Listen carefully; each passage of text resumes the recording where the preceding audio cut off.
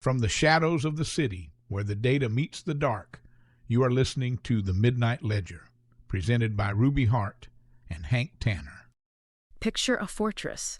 High iron gates, perimeter fencing, security cameras executing their slow, silent sweeps across the parking lot. Right. We invest millions into keeping the outside world exactly where we think it belongs outside.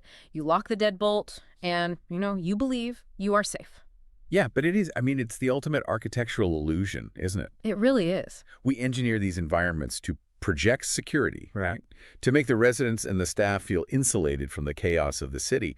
But that insulation, well, it relies entirely on a single fragile assumption. The assumption that the threat has to actually break in. Exactly. And on the morning of June 14th, 2013, that assumption cost a 29-year-old property manager named Melinda Schaefer her life. Yeah. She was found dead in the back room of her own leasing office, face down in a pool of blood. The doors were locked, the cameras were rolling, and the scene was, it was disturbingly clean of any forced entry. Because the killer didn't need to break a window. Yeah. Or pick a lock. The threat wasn't lurking outside the gates trying to get in. All right. The threat was already on the payroll. Welcome to this deep dive. Today, you and we are operating as investigative producers. To understand how a locked room becomes a crime scene, we are opening up the private case files of Priyanshu Adithakar. And look, if you are operating in the commercial investment space, you already know Priyan. Oh, absolutely. He is the lead investigative reporter behind the Midnight Ledger, and just a formidable dual threat, really, an investment advisor and a fellow realtor. Right, which means he looks at crime scenes through a completely different lens than, say, a traditional detective. He does. He doesn't just see a tragedy. He sees the systemic puzzle. Yeah. The catastrophic operational failure that stalls a multi-million-dollar acquisition or bankrupts a property management firm overnight. And today, we are pulling a very specific, very chilling file from Pri's ledger. Case log Schaefer 2013-0614. He calls it the internal breach. The internal breach, yeah. But diving into this file isn't straightforward. Let's unpack this, because reviewing these source files is it's like running a title search that brings up two totally different deeds for the exact same property. Wow.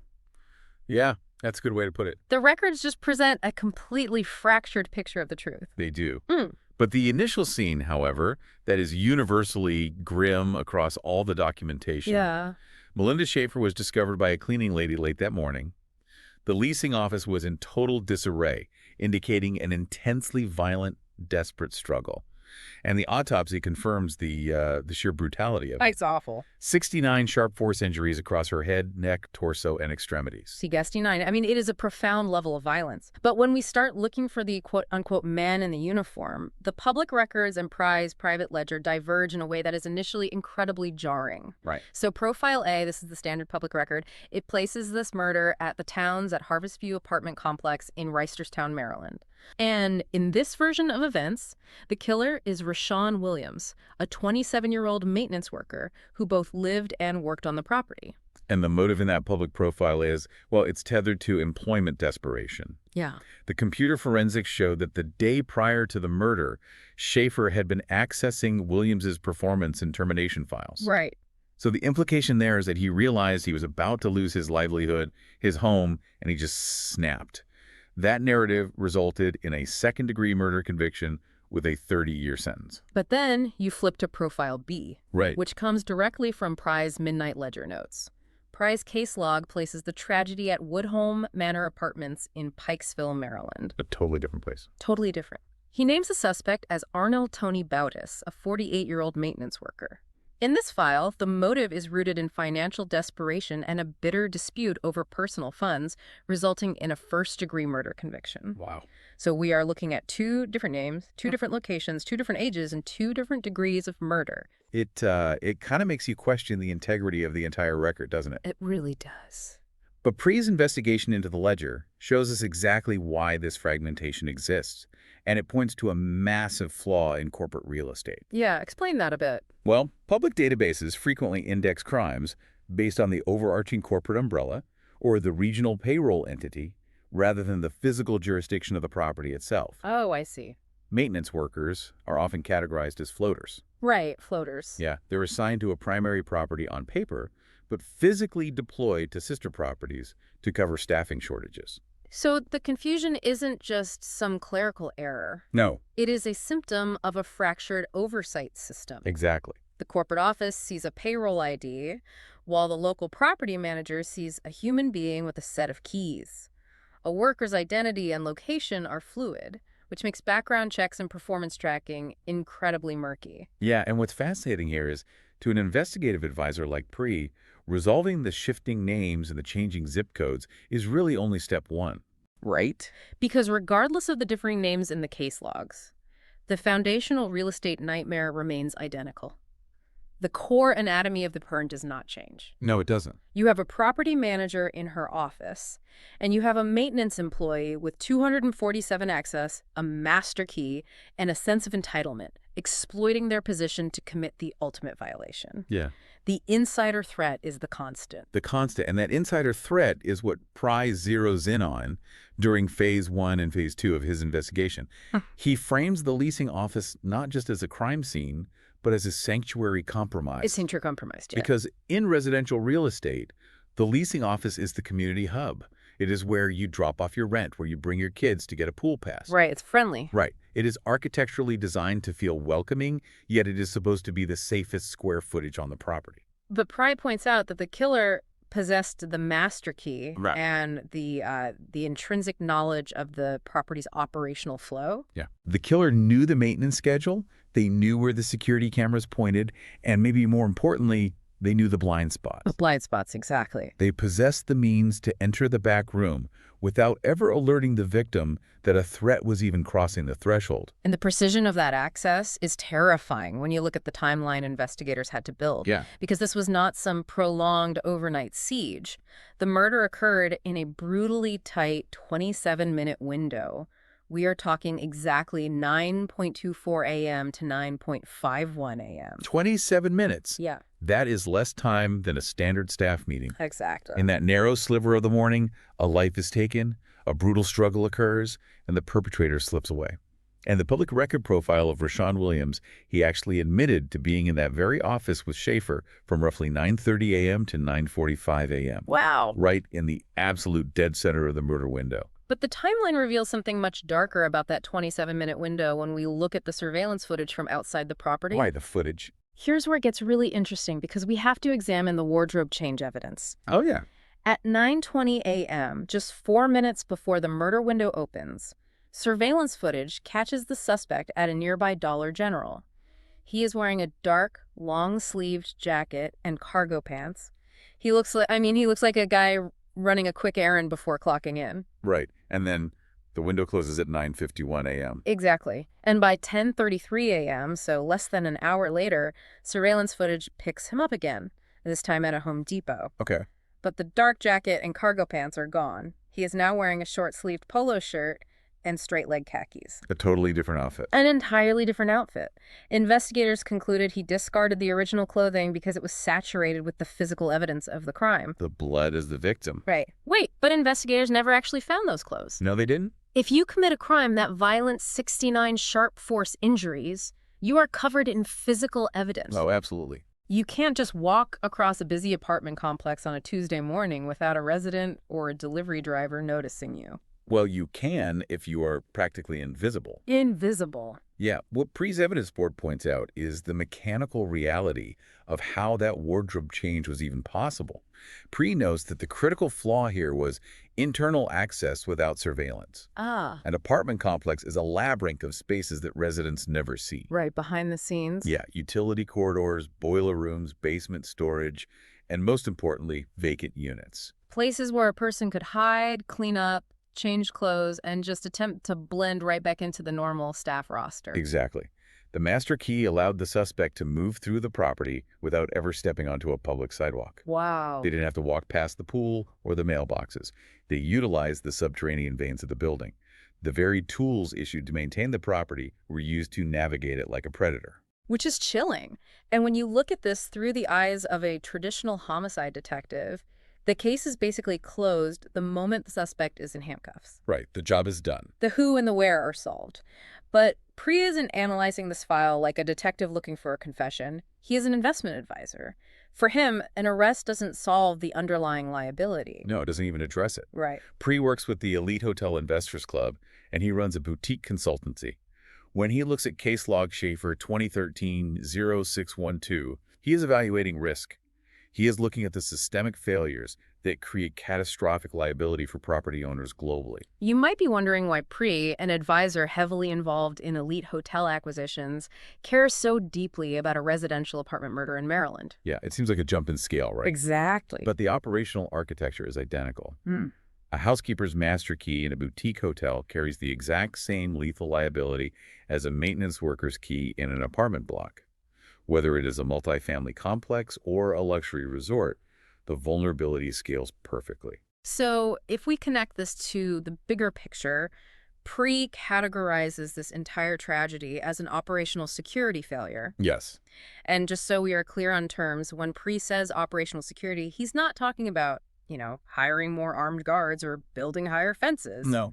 He is talking about the boring, invisible protocols, how keys are tracked, how quickly HR communicates with building management, and who is auditing the access logs. Right.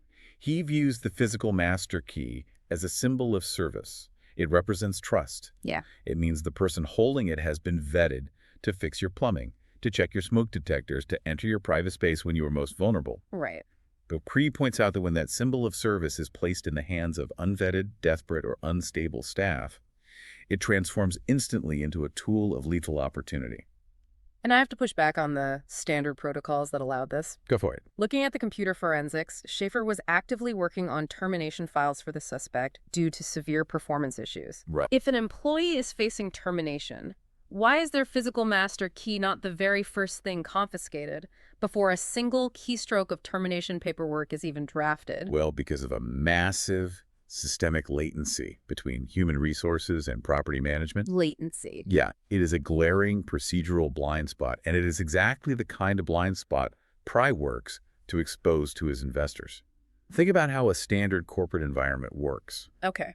The moment HR decides to terminate an employee who works in a cubicle, their digital access is revoked instantly. Instantly, yeah. The IT department locks their login, and their keycard is deactivated at the main entrance before they are even called into the meeting. But treating a maintenance worker's termination like a standard HR process when they hold a physical master key, that is like firing a bank teller but letting them keep the vault combination for the weekend. Exactly. We let the maintenance worker keep the metal key that opens literally hundreds of doors, right up until the moment they are called into the leasing office to be fired. We give them the time and the access to realize their livelihood is ending, while they still hold the ultimate leverage over the property. Wow. In many of these corporate structures, HR is off-site at some regional headquarters pressing terminate on a digital portal. Right. But the physical retrieval of that brass key relies on the local property manager confronting the individual face-to-face. Face-to-face. Yeah, that gap in time, that latency between the digital firing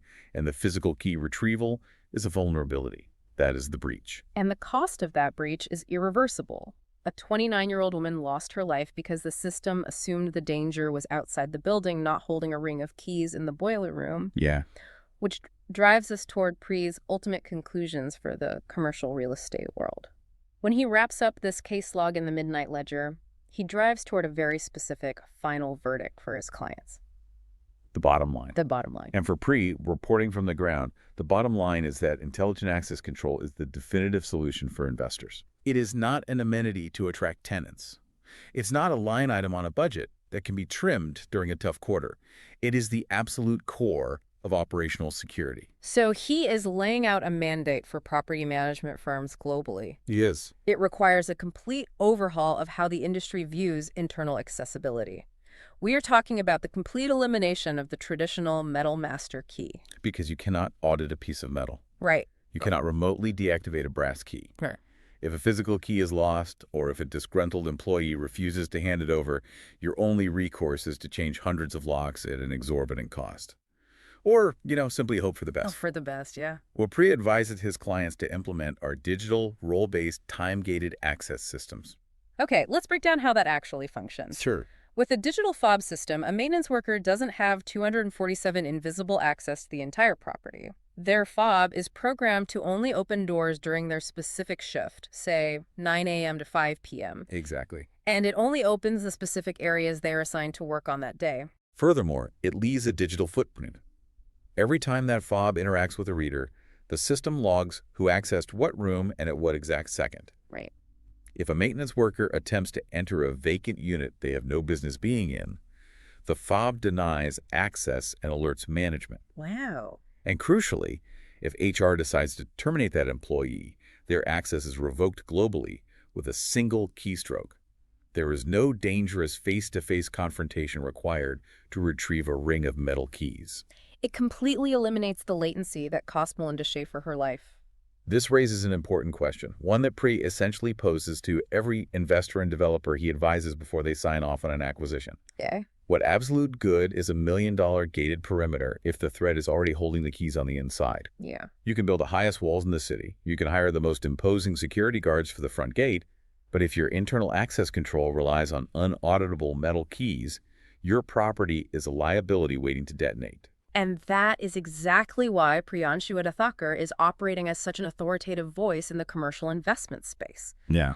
He takes a deeply tragic property-level failure, a murder that leaves a community shattered, and he translates the mechanics of that failure into a crucial systemic lesson for his clients. He forces the industry to look in the mirror. He does, and acknowledge that the real danger isn't the stranger trying to climb the fence, it is the individual you pay to fix the fence. The person who smiles at the residents in the hallway, wears the company uniform, and utilizes the blind spots. The Schaefer case demands a total reevaluation of what security actually means, moving away from the illusion of the fortress and focusing on the actual mechanics of access. So what does this all mean for you, the listener? Yeah. The Schaefer case, fragmented files and all, stands as a haunting, permanent reminder in the real estate world. It tells us that the highest liabilities, the most devastating threats, rarely come from the outside world. No, they don't. They are birthed internally. They exploit the trust we so freely hand over in the name of convenience and service. True security isn't about keeping the outside world out. It is about deeply understanding and controlling the movement within your own walls. It is. Which leaves us with this. Next time you walk into a beautifully managed, highly secure residential complex, whether you are just renting an apartment for the year or you are closing a multi-million-dollar investment on the whole property, take a long, hard look at the maintenance staff. You might know exactly whose name is printed on the deed, but do you really know who holds the master key? But the analysis doesn't stop here. If you want to dive deeper into the data before the next bell rings, make sure to hit that subscribe or follow button right now in your favorite podcast app. If you found value in tonight's reporting, leave us a 5-star review. It helps other listeners find their way to the table. For exclusive updates, show notes, and deep dives, visit our website at bearinvestors.com. Until next time, stay sharp and keep your books balanced.